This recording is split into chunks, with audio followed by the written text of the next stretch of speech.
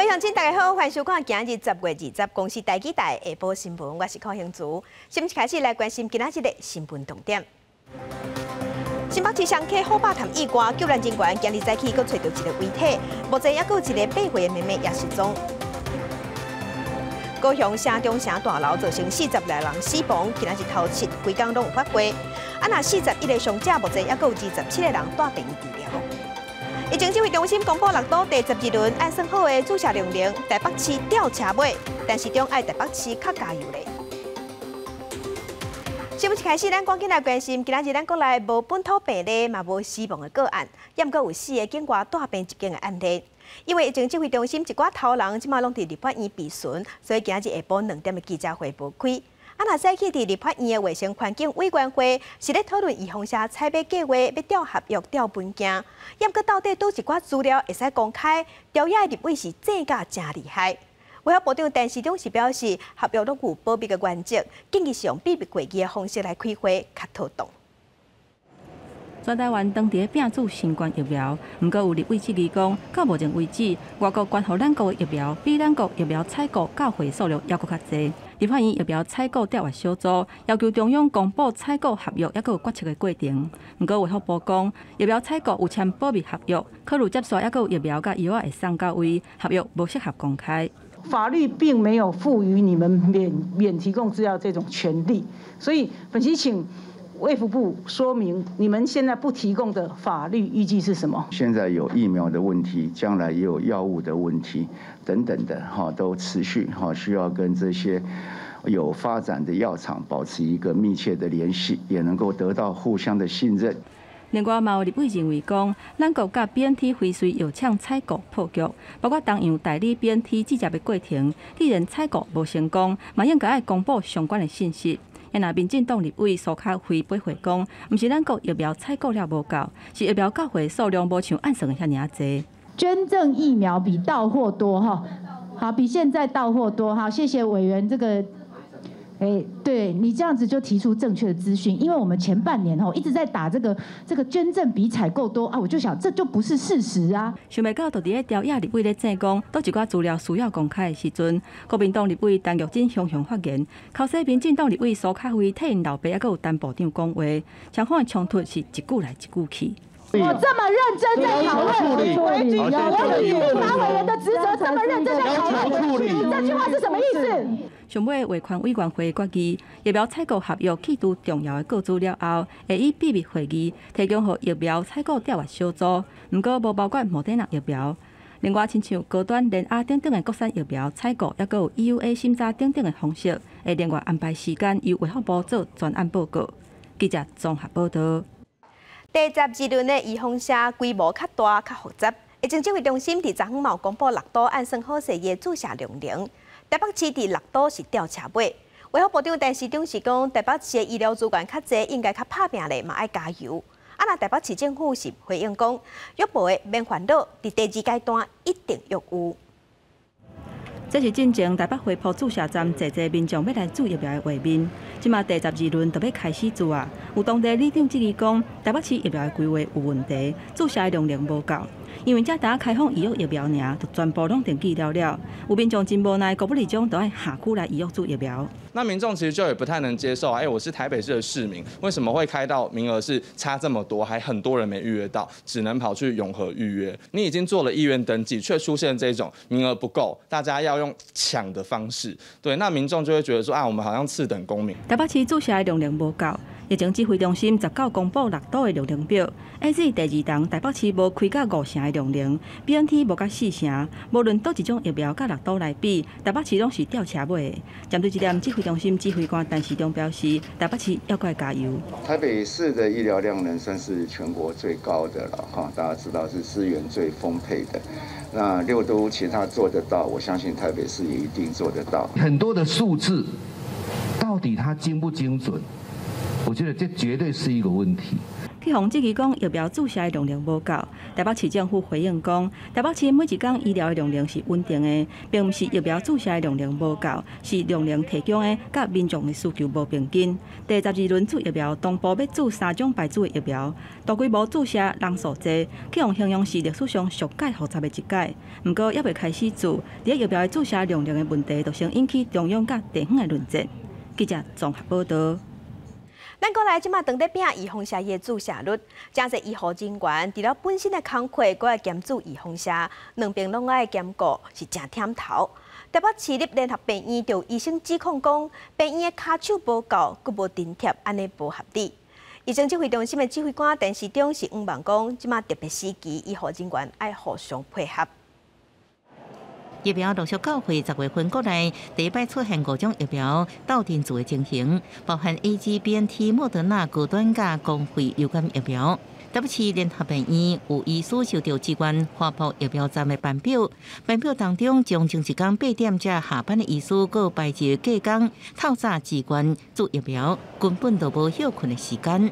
一整天下来，一组人打的疫苗人次多的话，可能上千，甚至人多的时候，医护人员只有开始前和午休可以抽空上厕所，甚至有发生过周六或周日临时需要更多的人力，而用半强迫的方式临时要求住院医师或是专科护理师加班支援疫苗的施打。医师甲护理师原本的医疗业务一点拢无减少，即马大量一线人员支援疫苗站，为填补病院欠的进度，这医护医院搁排日假日或者是暗班，甚至院方强制动员医护加开暗班疫苗诊，这样恶性循环，有医师讲亲像咧做功德。是不是这个医院呢，跟这个政府单位也觉得便宜的人力好用，就一直去榨取他的劳力，其实没有去做一个全盘的思考。预计11月开始呢，花博整个会由联合医院来采取呢外包人力契约来支援及内部人力的调整，希望能够完成台北市花博疫苗施打的任务，因为毕竟花博占了台北市将近1/4到1/3的施打量。工会控诉卫生局招募退休医师支援注疫苗，每班的费用是5000到6500。比较之下，台北市联医医师每班3000块，招募护理师每班2500到3250块。台北市联医护理师甲大院医师却只有400块，而且到即马拢还未发。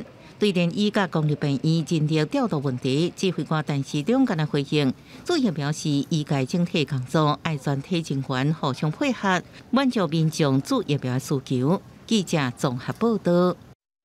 其他消息来关心，新北市双溪好霸潭的意外，也失踪的2个囡仔，今日早起有找到一个遗体，确认是15岁姓陈的高中生。目前还有一个8岁姓刘的妹妹也未找到，也在找找。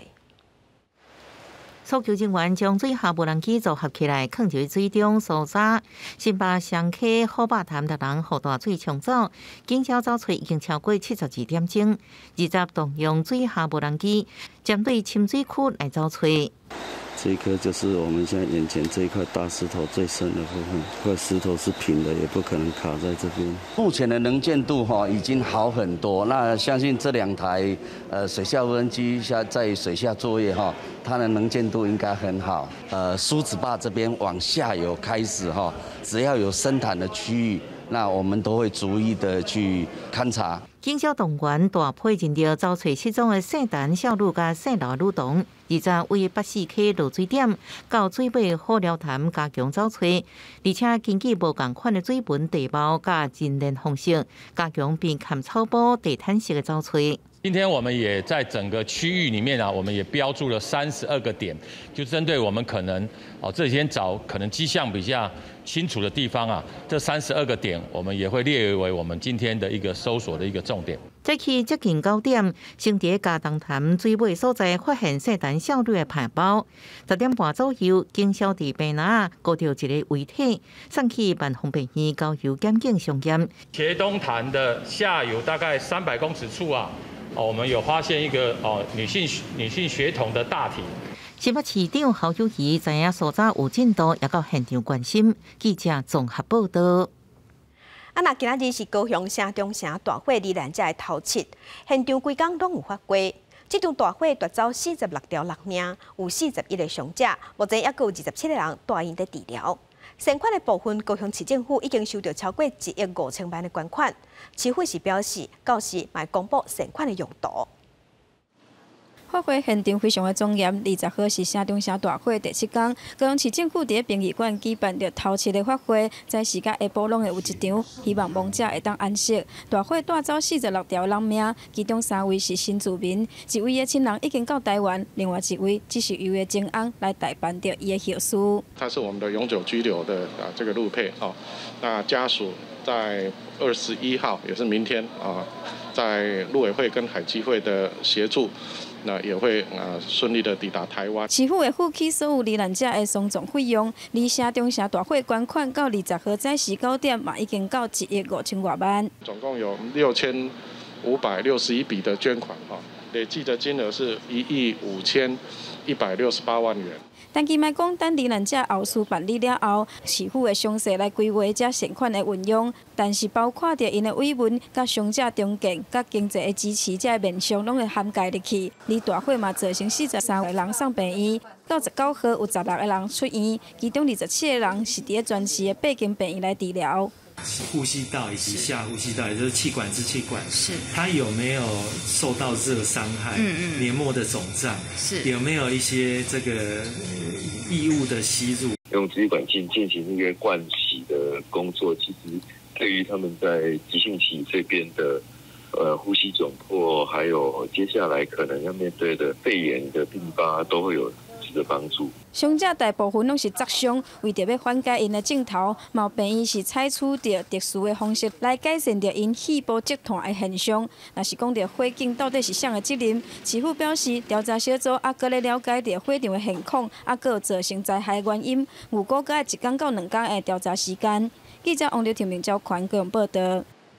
来关心富邦金控会知发出声明，正是讲因的董事长蔡明兴去为着新型冠状病毒肺炎，目前伫隔离病房治疗，一切顺利，那公司的营运无受影响。中央流行疫情指挥中心伫8月29公布5例带病入境的个案内底，其中一个是10月16为美国返来台湾，有发烧等等症状的查甫人。第一时间，金融界就风声讲有金控董事长确诊，富邦金控早起发布文字说明。内容写讲，本公司董事长顶一日为外国返来台湾，伫机场采检确诊，目前伫专责病房隔离当中，健康状况无问题。本公司甲董事长感谢各界关心，公司的营运甲各项业务未受到影响。我初步了解，国外对于上市公司负责人的健康资讯，一向认为这是某种程度是他的隐私了。金控主管机关金管会保守回应讲，健康状况是个人的隐私，因哪像是第一时间就已经掌握信息。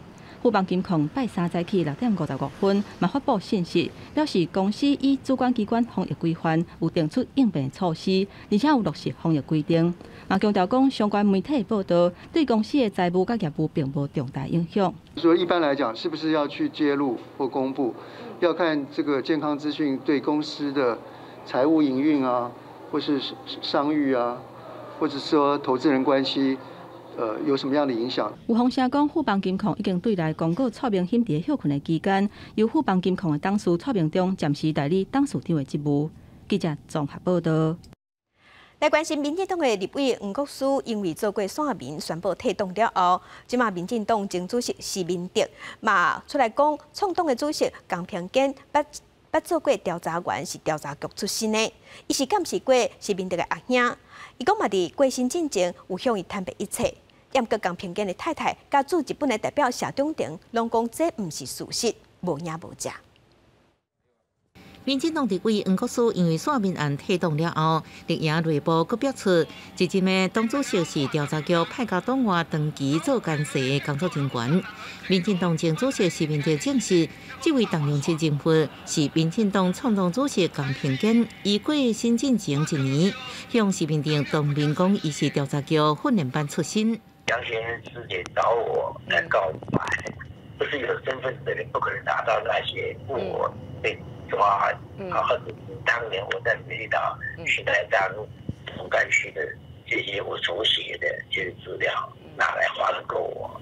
市民就表示，江平健伫美丽岛事件了后，把方面监视家己下过实名证，过程进程也阁将监视档案送过来，也将这资料转交予国史馆。伊就因江平健主动告知，毋是线民，也无害过人，所以无应该用照片来批评伊。毋过组织代表谢中庭伫面册反驳这毋是事实，表示江平健将来无去过调查局工作，也换个朋友有义务替澄清。你知道我回来以后就一直有听到这样子类似的啦，哈 ，OK， 但是不是只有他？因为我们在学者里面也有不同单位派出去的啊。江平健的太太甲美丽岛辩护律师李胜雄也透过面册澄清这毋是事实，批评讲这个话的人真无道德，已经过身21年，也无法度为家己辩护。熟悉民进党的台湾史教授司法官认为，清查过去档案应该就应知影，呼吁这个过往的史料不应该伤过早被销毁。记者综合报道。继续关心国军退休的上将桂林连，讲中国的军机飞来咱的空隙，毋是扰台，因为东沙岛无领空的问题是引起议论。国安局长陈明通早起伫立法院，伊讲这是错误的解说。伊讲咱台湾内部也个国际社会拢听袂落去。若美国总统拜登甲中国国家主席习近平年底拍算伫线顶见面，陈明通是研判讲袂出现第4公布这款物件。台海局势真紧张，共军伫10月初大规模派战机来扰乱台湾，不如个国军退役上将国民党黄复兴党部主委桂林连，伊伫进前讲，共机定定来咱的防空识别区，这安尼无算是扰乱台湾。东沙岛顶悬的这个空隙是无领空的问题，引起热议。毋若讲立委真担心这件代志，国安局长陈明通伫20日立法院报告，嘛直接讲这实在是听袂落去。不同的重要人士陆续的帮中共降低这种威胁感，而且有没有情资显示这是这种事情本身非常不应该了。啊，有没有联系？东沙本身是我们的领土。领海上去就是领空，那怎么可能说东沙上面没有领空？只会让它过去就过去，这听不落去啦。美国总统拜登甲中国大陆国家主席习近平，因计划伫年底要举行线顶峰会。国安局研判清楚讲，未出现第4公布，嘛讲美方对台湾的安全战略真清楚，政治全面依持伫战略的这款铺设地带。也那陆委会主委屈泰山伊是讲，两岸伫准战争的布局状态。立委追问陈文通讲，是毋是有认同？3个 Korea 来，这种情势2次大战以来没有过的嘛。我劝你们要负责任，跟大家讲说，到底状态是什么。我非常负责任讲说，这种情势是从来没有过的啊，从来没有过的准战争布局状态。我不接后面这一句话了。那你又说你尊重他？对啊，我尊重啊。陈明通讲，习近平掌权了后，中共倾向独裁的极权，伫真接派战机来扰乱台湾，安尼互国际社会看袂落去。最近才有美英3个防空母舰群来经过台海，爱中共小准责一下。也那国防大学的校长张德平已经入去强调案，国家忠诚度受到要疑。对这件代志，陈明通表示讲，国安局会尊重司法，伊个人对张德平是有信心。记者综合报道。继续关心台湾基层的立委陈碧桂的罢免案，伫这个拜六要登票，传说有选民甲他也无收到投票的通知单。那中选会主委李进勇伊是表示讲，据知影这通知单其实15进前就拢已经分出去啊。另外，为着要确保投开票所伫东港会当一切顺遂，内政部长徐国勇讲，会出动超过1500警察去维护治安。台湾基层的立委陈碧桂罢免案投票日剩无几天，打传出当地选民有人也未收到投票的通知单。中选会主委李进勇表示，10月15进前就已经送到大口罩。今年我们特别协调这个台中市选委会，把这个时间更提早。所以就我所知道哈，所有的这个投票通知单，在15号以前都已经分送到各家户去。那当然了，如果有家户还没有收到的话，那我们也建议他应该要跟当地的里长或者是公所呢去查询一下。团队会尽量协助啦。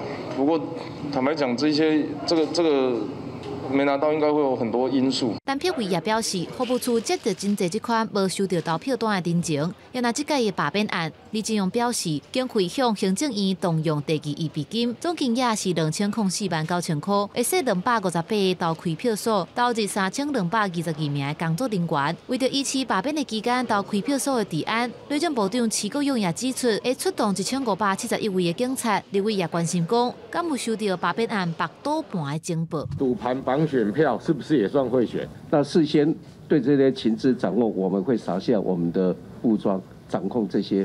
也拿年底要进行的公投，因为疫情来延期，不过有提案的人认为讲，中选会公告的理由书有关是以1月2日政府机关的意见书，以海草搭公投来讲，5月初3行政院3接向外耍的方案，就无好列入去内底，恐怕影响到选民投票的意向。中选会的这个公告的理由书，我们还是1月22号的这个政府机关的意见书。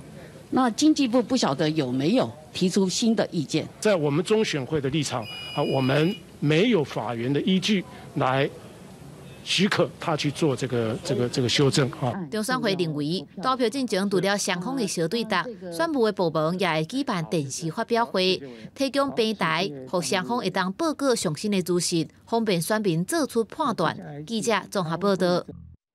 国际上要紧，国际新闻来关心缅甸的军政府受东南亚国家协会甲联合国的施压，有特赦5600个人，验个名单内底无昂山素季。若有人是互放出来了后，随个互掠入去关，所以嘛，互有人批评军政府只是咧做表面尔。伫仰光的永盛家家外口，真侪人向大巴士下手，希望家己被掠的亲人是军政府连续3天的传统庆典点灯节承诺特赦的其中一个。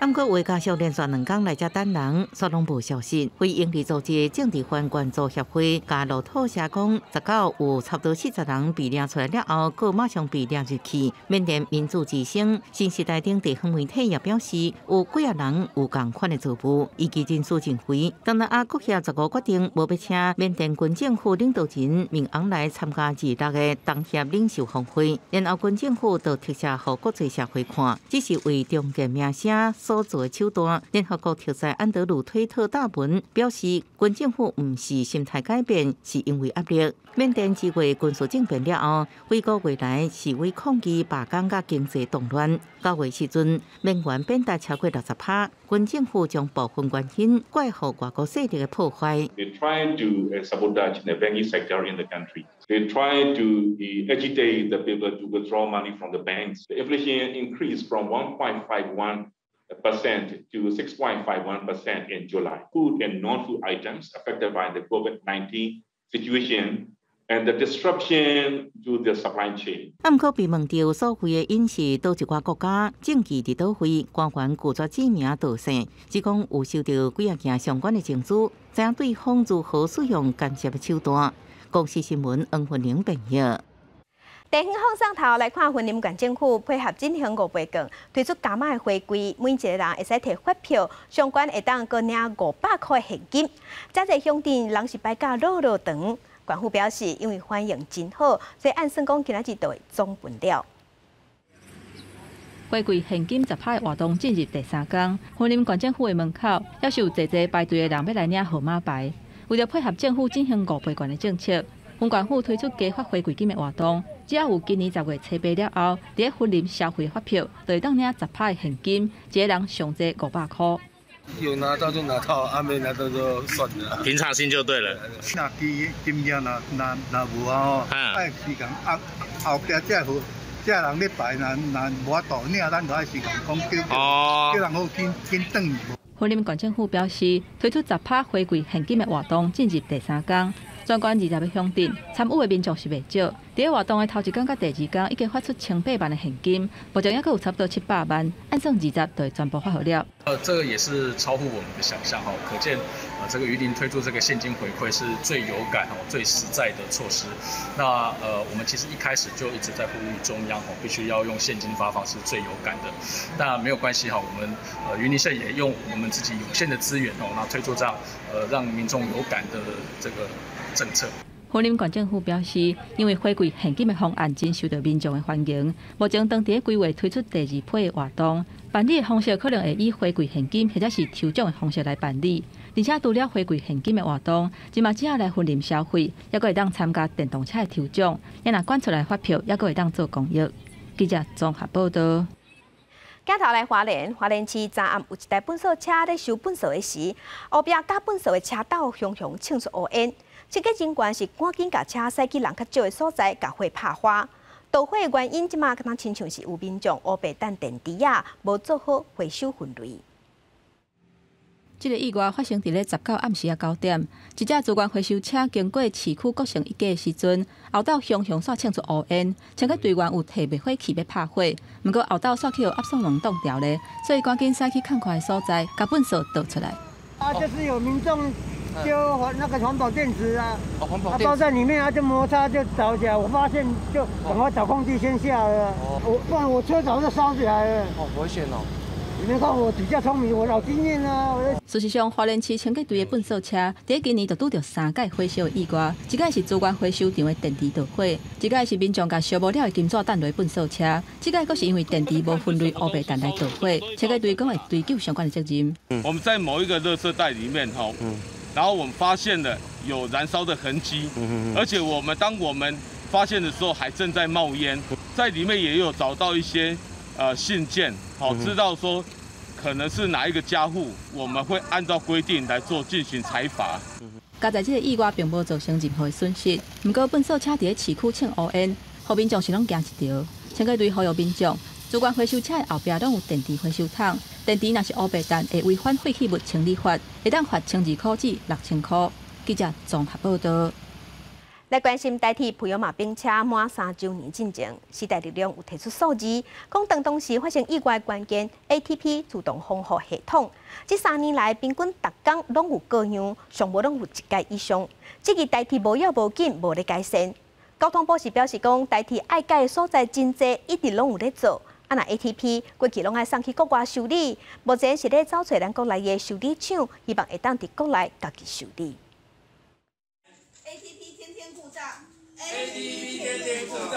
台铁普悠玛列车意外都要满3年了，宜兰地方法院18号宣判司机员关掉 ATP 自动防护系统，超速是主要原因。报时代力量立法院党团向交通部来问了，发现列车面顶的 ATP 各种的状况。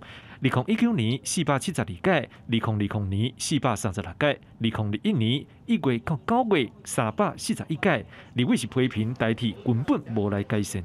2019年每天大概有1.29件的 ATP 故障，2020年每日有1.19件，到今年每日有1.26件的 ATP 的故障。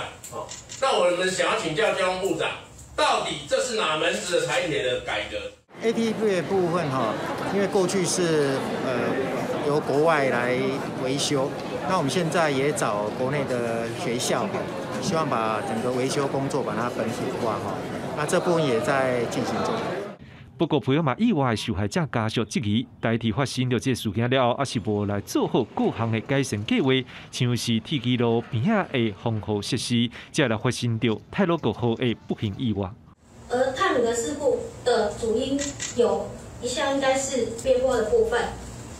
那我想问一下，政府这个改善计划是写故事书吗？但是台铁是一个100多年的老店它要改革的事项也非常的多，努力的把所有的问题把它找出来做改善，我们会持续努力。时代力量党团嘛质疑，交通部讲明年会来透过外部单位第三方来评鉴台铁的安全管理的状况，不过交通部到今仔也是讲袂清楚。时代力量党团是要求交通部赶紧来完成规划，来说明评鉴内容，还有时间点。记者张志雄、陈立峰、4二家台北报道。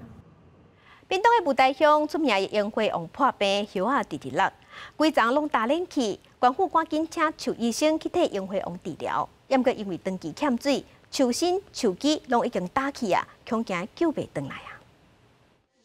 大量的白虾扫来扫去，这丛樱花树的树身和树枝拢已经打起。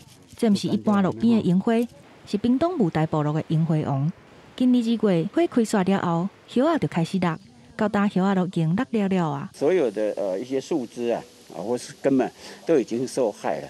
切开的部分大概都已经是褐化也会非常严重也就是说应该是真的是没救了。为了救这丛樱花王，屏东县府特别请树医生梁文静教授来看。不过因为长期欠水，规丛树仔已经无水分，也受到白虾霜冻，樱花王恐惊是已经救袂回来啊。其实这个樱花王是我们部落里面代表性的嘛。如果没有樱花王，我们这个生意有差呢。游客就减少了嘛。这棵树虽然不是列管的老树，但是事实上这对于雾台的观光还有当地民众的情感是很重要的一棵树，所以县长要求我们赶快带老师来，好好的关心一下这棵树，顺便也要把附近几棵樱花王子、樱花公主也去检查一下。雾台乡的樱花王是台湾在种的山樱花，已经活超过60冬。当年开花的时，拢有真侪游客特别来行搭翕相。即马樱花王规丛徛黄，基本烦恼在地观光受影响。不过农业处嘛有请牛教授特别检查附近的樱花王子和公主，希望会当保护生态，也维护珍贵的观光资源。记者综合报道。那屏东滨北高中校园的内底生态真丰富，所以会请粉鸟去做秀。那这粉鸟上介意伫教室外口办级的门牌卡，这做秀了后，还这走廊巷路拢是鸟毛甲鸟屎。有民间业者知影了后，即马是替学校做三角形的专门的班级牌来解决这个困扰。变扫学校的环境是真侪囡仔，逐工感觉上痛苦的工课，毋奈规身躯重汗。因为季节的关系，阁会有扫袂了的树叶啊。滨北高中的学生毋但有即寡困扰，阁有一项安怎拼拢拼袂清气的垃圾物，就是粉鸟屎甲鸟仔毛。鸽子会在楼梯间筑巢，还会在路上看到鸽子的粪便，这都是造成很大的问题。由于它们数量太过庞大，所以衍生出来一些割害问题也非常的严重。滨北高中是粉鸟的生态地，学校用真侪心力来应付粉鸟所带来的麻烦。不过鸟仔的数量实在伤过济啊，安怎拼都拼袂了。前一阵台南一间金属公司去滨北高中参访的时阵，发现有粉鸟会伫咧教室的班级牌顶悬休困，造成教室的出入口拢是粉鸟的屎。所以，因就用纯的金属材料，甲班级牌设计做三角形的，粉鸟都无法度来休，而且甲多样的牌仔也真做校园的特色。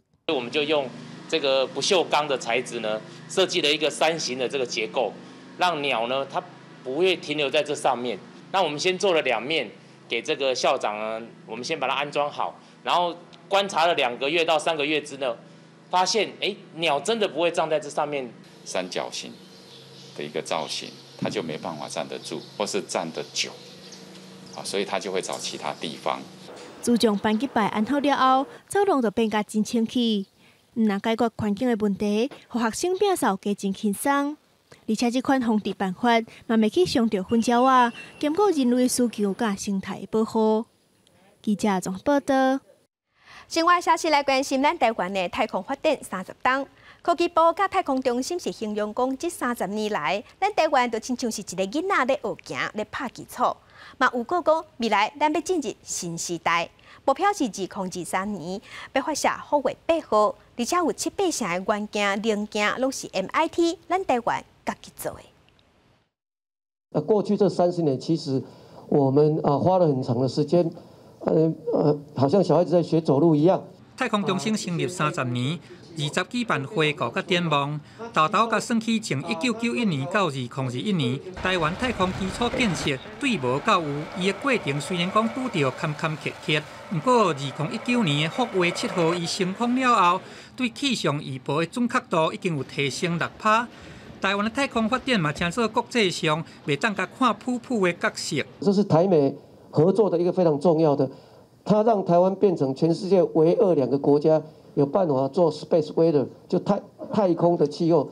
人类的太空发展，从美国、苏联的冷战时期的军事科技竞赛演变到今走向国际商业的这个卫星通信，这大国拢咧发展低轨道卫星来布局6G的发展。台湾伫个太空发展这方面，嘛有机会来走向新纪元。以前是布一个军事大型这个卫星的一个时代，未来会是变成我们所有的生活会结合在一起。我们台湾不能缺席。过去我们做很多工具，但是我们也要做 solution 的那个 supplier。科技大脑零别离这企业，嘛拢有来参加展望会记者会，强调讲台湾半导体产业是会伫国际排头前的，未来嘛有机会来发展6G。太空中心的目标会伫2023年发射福卫8号来升空，估计有70%至80%是咱家己做的元件。嘛希望讲台湾未来有机会来争做国际太空发展的供应国。记者综合报道。咱拢知影空气污染会伤害健康。根据世界卫生组织的统计，全世界逐年拢有700万人因为空气无好、空气污染死亡。咱中央大学即马有研发出新一代的空气鸭肉，会当监控空气品质，伫空气变歹进前会当提早提出警示。空气污染是隐形的健康杀手之一。卫生观测全球空污 PM2.5，年平均大部分超过标准。根据世界卫生组织统计，每年全球700万人因为空气污染死亡，尤其是亚洲甲非洲地区，每年有超过400万人死亡。每年因为空气污染而死亡的人口大概全球700万，主要的死亡因素来自于什么？这个是中风、心血管疾病，还有肺。桃园工厂数量有12000间，工业产值是全国上悬，环境负担也较悬。环保局伫工业区加装1010个空气鸭肉，以智慧科技监测空气品质，也加强空污检查，甲各种相关防治措施，以控制去年 PM2.5平均浓度已经比国家标准值较低。持续推动各项污染物的减量，在2020，我们的续悬浮微粒 PM2.5的平均浓度已经降到13.4，低于国家标准的15微克，那也是桃园市历年来最低的情形。另外，中央大学也研发出新一代空气鸭肉，用3波段光速衰减量、高算悬浮微粒、粒径分布甲辐射特性，用精准区分种类、计算含量，未来也用伫立方卫星运行探测，收集污染成分，和空气污染发生进前，等有警的效果。记者综合报道。教育部伫108年有开始咧推动第1期宿舍提升计划，5万5档内投入50亿，要解决大学生大的问题。严格学生团体伫下早表示，这计划已经推动2档啊，看无啥效果。到外地读册要住倒位是一件大代志。台师大、台大甲台科大拢伫咧台北市的精华地区，真侪外地学生拢想要住宿舍。比较省钱啊，然后也不用说烦恼说去找租房子之类的。 6个人住一间，一学期收6、7千块，甲周围上俗的房间比起来，一个月收8、9千块是差真济。毋过抽袂到宿舍，就干那会当睡厝，负担是真大。教育部108年开始推动宿舍提升计划，中低收入户也是家庭收入一年无到70万的大专生，会当申请睡厝的补贴。毋过到109年，干那有38.7%达成。许多同学也曾反映说，他的房东其实是没有缴纳这个租赁收入所得税的，那也就是所谓的租屋黑市。所以很多同学其实想要申请这个租屋补贴，反而被房东威胁是要涨房租的。弱势学生的睡厝补贴是看会到、食袂到，和内政部的补贴比起来嘛差真济。以台北市来讲，教育部是补贴1800块。 内政部是3000到8000，教育部的补助是真少。教育部的这样的一个方案，要积极放宽屋况的一个资格，要以房客可负担的一个精神来，让大学生可以申请租金补贴。民团指出，虽然起新的学生宿舍甲整修有7、8成，不过校外办学生的社会主体虽然有补贴，却拢无达成。教育部回应，租金的补贴会看情况来调整。 因那校外学生主体的部分，为着要提升校方的意愿，今仔日已经修正做一顶平层，要补助到3万。记者综合报道。立法院经济委员会会在审查食农教育法的草案，提案的立委蔡碧如是形容讲，这是食的预防射，会当提悬咱国人正确食的观念。那农委会主委陈吉中是表示讲，总共立法有通过，政府会编10亿来推广。蒜头若发芽了后，敢有毒咧，敢阁会当食？其实，甲发芽的蒜头将入去土内底，会生出蒜仔。未少民众毋知影食入去腹肚是不相关的知识。农委会甲立委提出食农教育法草案，会在立经委会书面审查。立委蔡碧如认为推动这部法，会当帮助民众强化饮食甲环境、农业的连结，更加会当培养平衡饮食的观念。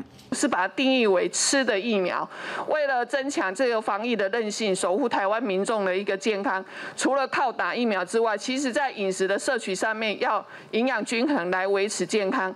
农委会表示会编列10亿的预算推广食农教育，其中强调支持在地农业，会要求政府机关、公营事业、行政法人、学校、幼儿园等单位优先使用在地生产的农产品。草案嘛要推动地产地销，减少食物的浪费。这个如果具体做得到，粮食自给率绝对会大幅度的提高。我们要把每一年大概有30%的食物的浪费，具体的要来减少。农委会推出名额888块的农油券，会在第2届抽签，得到的是身份证尾数5013的民众，总共256000外的幸运儿。不过，国民党立委杨庆英指出，农油券采受贿券，开500万来建置 App， 但是总分5分，评价只有2.1分，获得奖的人包数无好用，要求农委会爱来改善。记者吴家宝台北报道。继续来看2021台湾国际人权雅典伫这个月要起稿。雅典的主题包括环境、民主、教育，有14出电影要伫线顶放送。嘛有开放甲各地头的店头做伙合作，同齐放电影，要让民众伫每一角时拢有机会会当看电影。إنه اليوم في خطاب وراح يعلن راح يتطرق لهذا الموضوع. راح يعلن إيش؟ القدس عاصمة إسرائيل ونقل السفارة. 2018年，美国总统川普的声明，和当时的以色列甲巴勒斯坦搁再发生冲突。巴勒斯坦拉马拉市的市长虽讲办事紧张，也是拍拼做好市长的工作。这是2021台湾国际人权雅典的餐厅电影市长先生的完美晋级。巴勒斯坦其实并没有真正的在国际上是具有一个像以色列一样，有影响力的一个地位。一位市长，我们可以看到他在一个很琐碎日常行政官僚的这个体系当中，如何去体现一个为巴勒斯坦人民争取尊严。以这2年的疫情做主题，向后疫情失控之出，记录巴西 COVID-19 疫情爆发迄当中，中央政府无负责任甲暗藏事实。2021台湾国际人权雅典有14出国外作品参展，为环境、民主、教育来讨论生活当中的人权价值。然后透过线上影展，我们可以很贴近的，你可以在个人装置就可以探触到这些议题，然后透过聚落放映，你可以在你的社区就看到这些片，维持公开性之外，还希望可以发展在地性。2021台湾国际人权雅典10月22到31，会使透过线顶的平台来收看。另外，阁有专题串联放映的活动，专题有34个提出申请的单位，为10月15到11月30，让民众会当伫册店、咖啡厅、学校等等做伙看电影，为生活当中开始关心人权。记者郭冠长随台北报道。镜头来新竹台北的新住民差不多有4万人，公所有举办活动，邀请新住民来参加。现场有故乡的料理，有表演艺术，希望让大家认捌新住民的文化。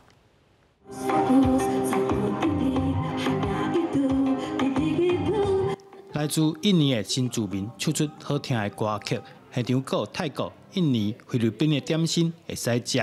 主办单位特别准备多元文化的关卡，透过佚佗的方式，让参加的民众更加认捌因的故乡。就很有趣啊，对，就是让大家可以认识一下新住民的文化还有食物。很开心，就是在台湾可以认识很多同乡。对，我还蛮喜欢的，这样子让我们新住民可以出来，然后推广给我们台湾在地的人，能够多了解我们新住民的这个东南亚的一些文化。新竹县台北市这几年来，新住民的人口快速增加，透过举办活动，让民众更加了解异国文化，保护新住民融入在地生活。透过这样的一个活动来了解每一个国家它的文化，还有它的美食，让大家能够一起来参与。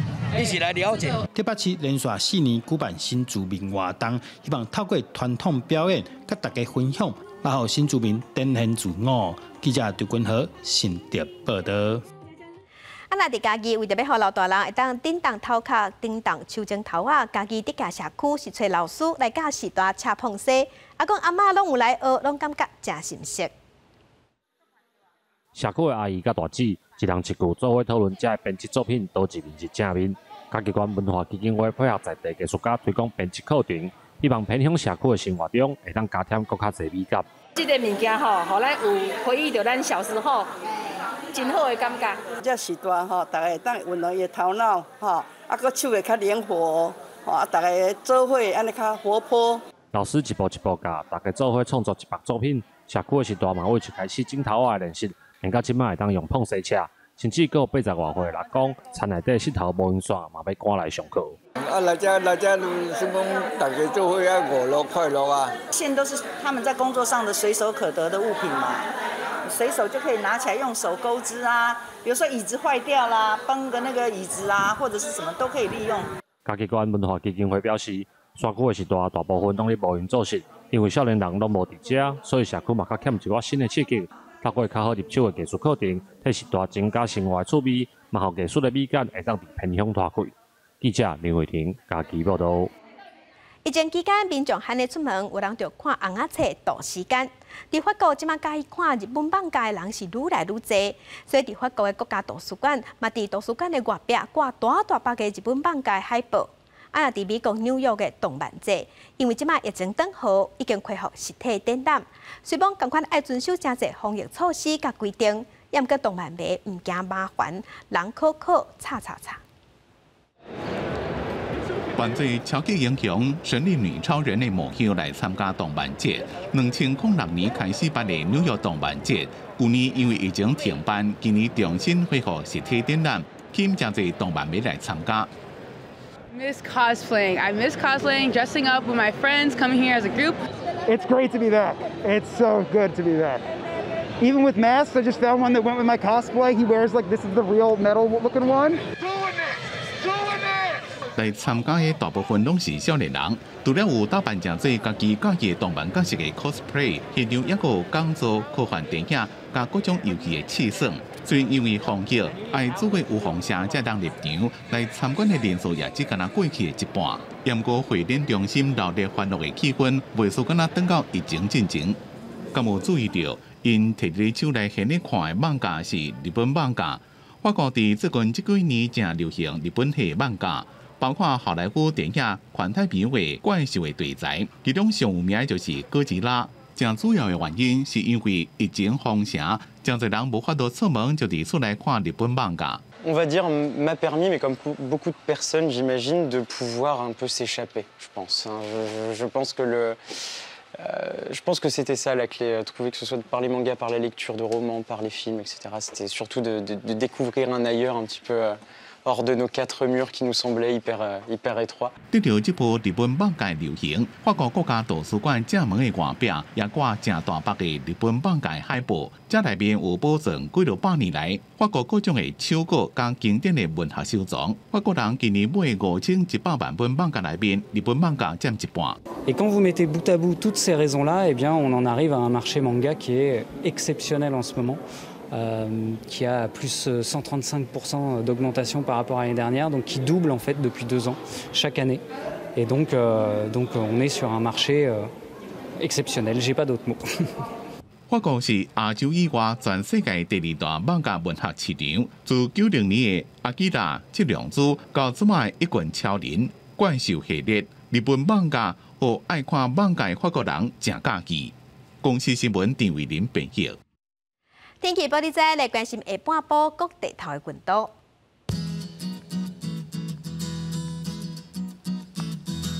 北部的温度上低24度，上悬29度。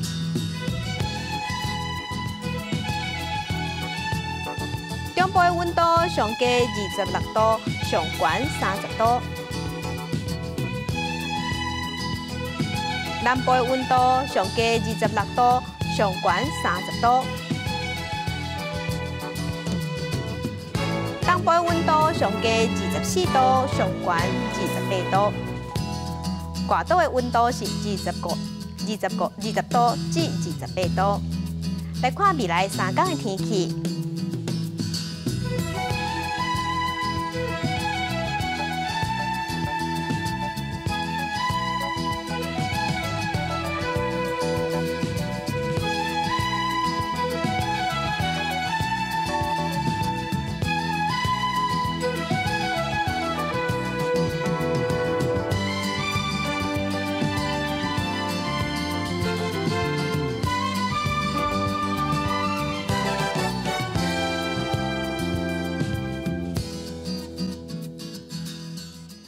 感谢乡亲收看今仔日的公视台记台下晡新闻，我是柯兴竹，祝您平安顺心，明仔下晡3点，咱再会。